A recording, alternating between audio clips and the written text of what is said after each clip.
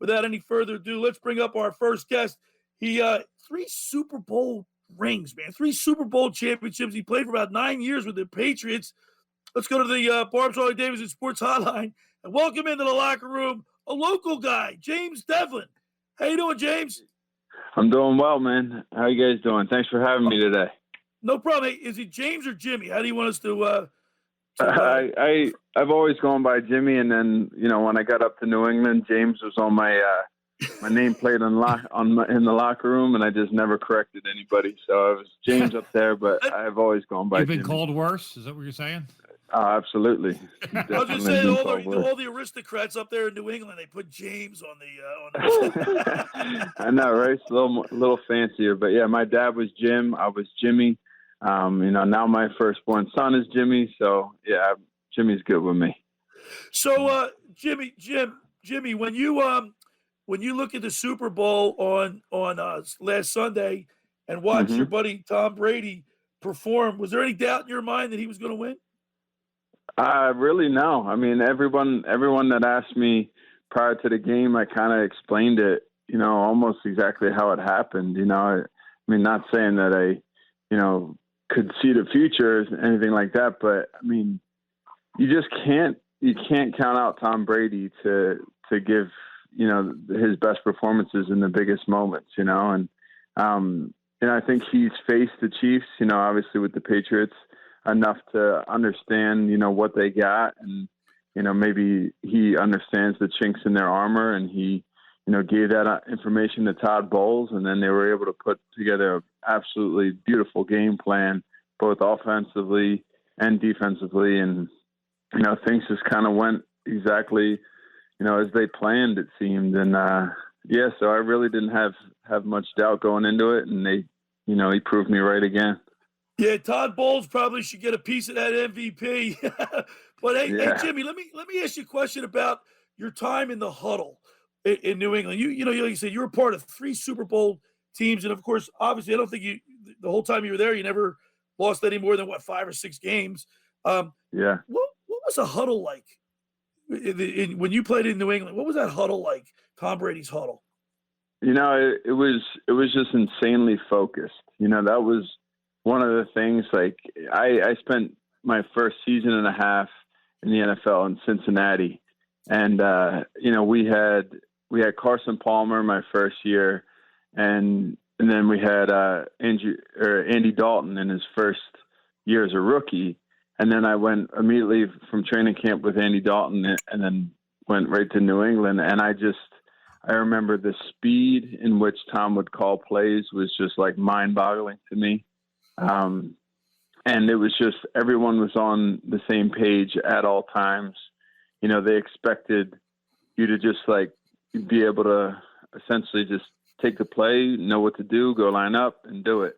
And, I think that expectation of excellence, like all across all 11 guys is like really, I mean, it's such a important component of, the success that we enjoyed up in New England. Oh. Hey, Jimmy, it's Scott. How you doing, man? I appreciate you coming on. No problem. Listen, there's been a lot of great fullbacks in NFL history. It's kind of a lost art, like Billy had mentioned earlier. You got Larry Zonka, John Riggins, Franco Harris, Earl Campbell, a lot of guys that had important roles for their team. And I think, I told Billy last night, I said, I think your story is it's a movie, because you kind of came out. He wants the rights, Jimmy. I got part of the rights if we get this going. But you played defense, growing up, and then you got with Jay Gruden, and he turned you around into a fullback because I guess he felt at 6'3", 255 you were undersized. But and then you became like, everybody that's talked about you says what an elite level that you took that position to, and it's kind of one of those ones that doesn't show up on the stat book. But would you have liked more carries in your career to run the ball more? No, absolutely not. I wasn't in it, to get the ball in my hands. I mean, so like my story, kind of coming from defense, and then, really I was, when I was trying to get into my foot in the door in the NFL, I was literally, advertising myself as like anything just to get, someone to take a look at me, right? So I was, sending out tapes as a defensive end, a linebacker, a 3-4 outside linebacker, a tight end, a long snapper, a fullback, like, just trying to piecemeal some like plays from my days at Brown. Like, they throw me in the backfield every once in a while to lead block on a goal line, and they put me on the edge, and they threw me a pass one time in Brown and stuff. So I was trying to like piecemeal all this stuff together. But it really, I was such a tweener, especially defensively, because I was really too small to play D end and too slow to play linebacker. And then I kind of, got with my agent, and I was like, well, one thing that I loved and I felt was a strong suit in my game was physicality. And I'm a relatively smart guy. Like I could possibly like try to pick up and learn, how to play offense, and things, really just kind of took a turn. And I wasn't in it, to run the ball. I wasn't in it to score touchdowns. I wasn't, I was really like, I knew my role was as a lead blocking type fullback. And I kind of embraced that. And I just loved the physicality and the brutality of the position, and just kind of trying to go out there and be a battering ram and, allow the other guys to get success. Cause really, like you said, fullbacks aren't going to show up much on a stat sheet, but they're incredibly important in my opinion to the run game. And I think run game is going to come back, to fashion in the NFL. I think things work cyclically.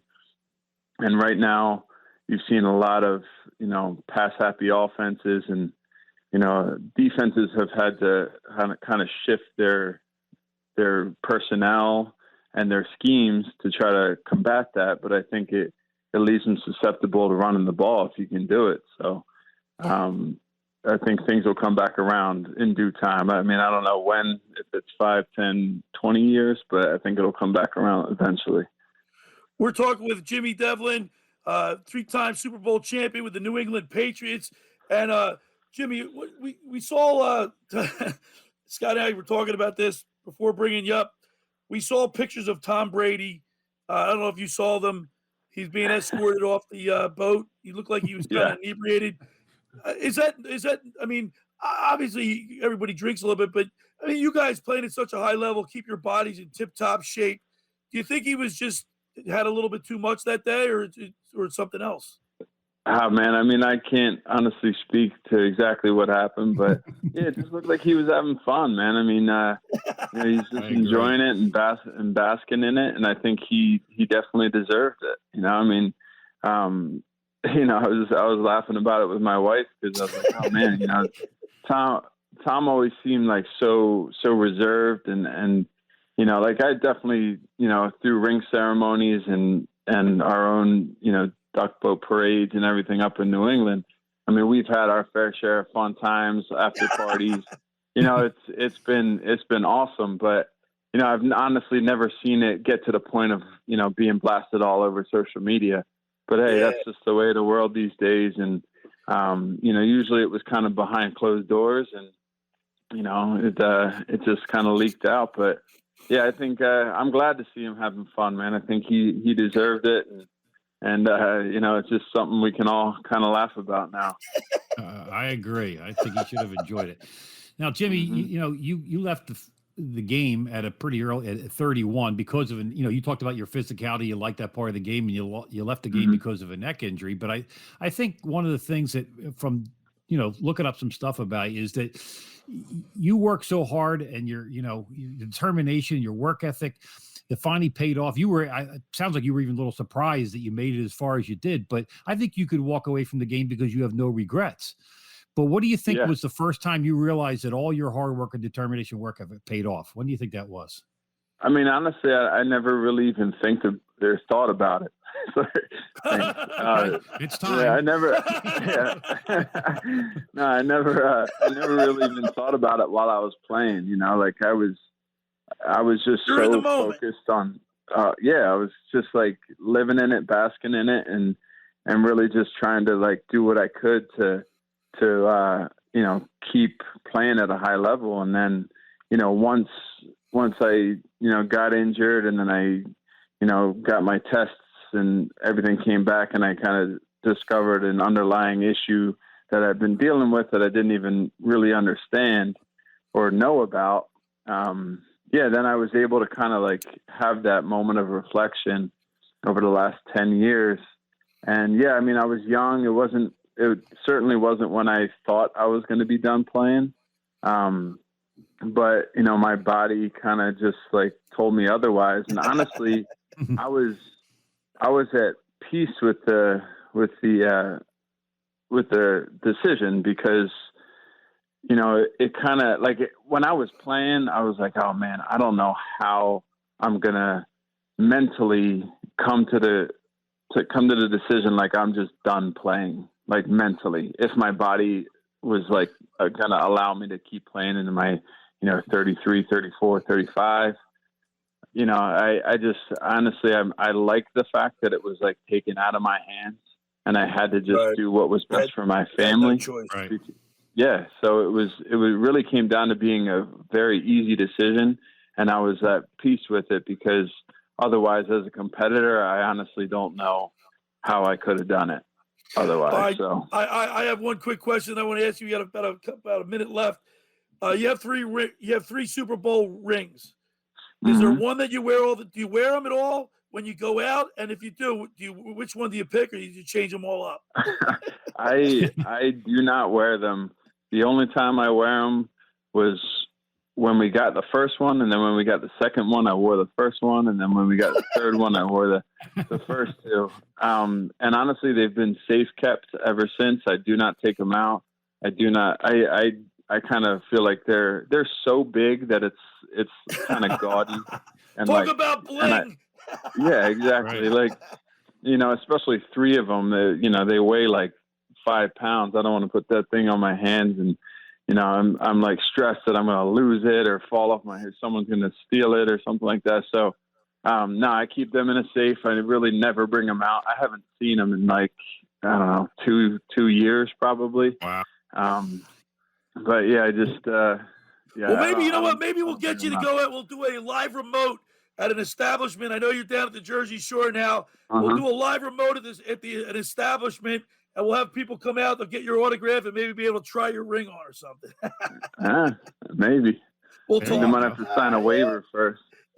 Yeah, right. There you go. Well, hey, I got one last question before we have to let you go. But do you see yourself getting back into football as a coach, possibly working with, the running backs or D-backs? Yeah, I'm definitely open to it. I was working with New England, before this season started and trying to line something up.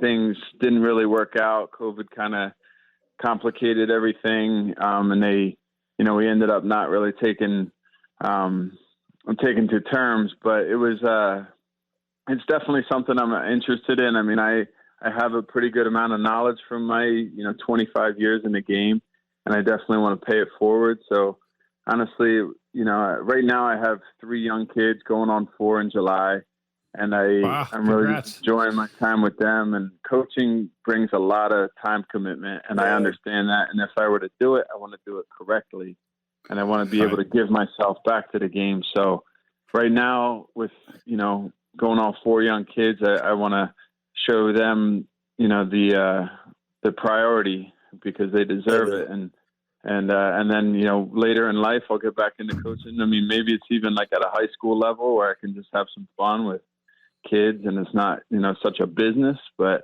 yeah, we'll see, man. I'm open to it. I'd love to give back to the game. I love football with every ounce of my being. And, so the longer I can spend around the game, the better.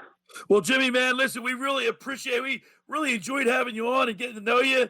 And thank you so much. And we'll do it again. Oh, awesome, guys. Well, thanks for having me. And it was a lot of fun, man. I look forward to doing it again sometime soon. Sounds good. Right on, Thanks, right Jimmy. on. All right, there's Jimmy Develin, 3-time Super Bowl champion, the New England Patriots. That was pretty cool.